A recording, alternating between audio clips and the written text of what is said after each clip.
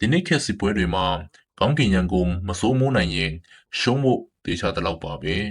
အထူးသဖြင့် drone တွေရဲ့ချင်းချောက်မှုကနိုင်ငံတိုင်းအတွက်အိမ်မက်ဆိုးတစ်ခုဖြစ်လာပါတယ်ဒီချိန်မှာရှေ့လေပိုင်းကနိုင်ငံတွေရဲ့အာယုံစိုက်မှုကိုအပြည့်အဝရသွားပြီးကမ္ဘာလက်နက်ဈေးကွက်ကိုပါဂိုင်ထုတ်လိုက်တဲ့စနစ်တစ်ခုရှိလာပါတယ်အဲ့ဒါကတော့တူရကီနိုင်ငံရဲ့ရှီဆာလေကြောင်းရန်ကာကွယ်စနစ်ပဲဖြစ်ပါတယ်ရှီဆာရဲ့အဆုံးကတကယ်ရောထက်မြက်ရဲ့လားသူကအနီးကပြစ်ဟီဆာ E+ နဲ့အလယ်လက်အကွာဝေးပြစ်ဟီဆာ O+ ဆိုပြီးရှိပါတယ်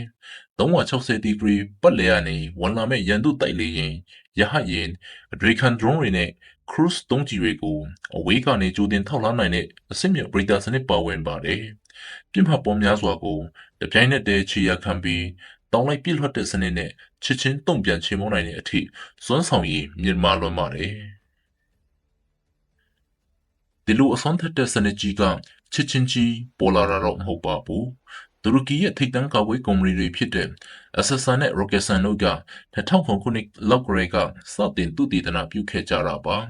အချင်းချင်းစမ်းသပ်အစစ်မြစ်တင်မှုတွေလုပ်ခဲ့ပြီးနောက်2021ခုနှစ်မှာတော့တူရကီစစ်တပ်မှတရားဝင်စတင်အသုံးပြုခဲ့ပြီးအလုံးအရင်နဲ့ပါထုတ်လုပ်နိုင်ခဲ့ပါတယ်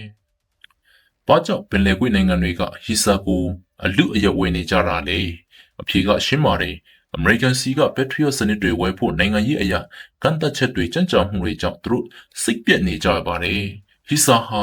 အမေရိကန်ထုတ်စနစ်တွေထက်တိတိတသာဈေးနှုန်းသက်သာတဲ့အပြင်နိုင်ငံရေးအရာအချက်ကိုင်မှုတွေလည်းမရှိရကြောင်းဒေါ်လာဘီလီယံချီတဲ့ကာကွယ်စာချုပ်တွေကိုတူရကီစီကနေရဲရဲဝံ့ဝံ့ဝယ်ယူလာကြတာဖြစ်ပါတယ်။ဒါဟာအနောက်နိုင်ငံတွေရဲ့လက်နက်ဈေးကွက်လွှမ်းမိုးမှုကိုတူရကီကပြင်းပြင်းထန်ထန်စိန်ခေါ်လိုက်တာပဲဖြစ်ပါတယ်။ပရိသတ်ကြီးကိုတူရကီရဲ့ကာကွယ်နည်းပညာတွေကစစ်ဆက်ပြီးဘယ်လောက်ထိခီးရောက်လာမယ်လို့ထင်ပါတယ်ဗျာ။အောက်မှာဆွေးနွေးပြီးသွားကြပါဦး။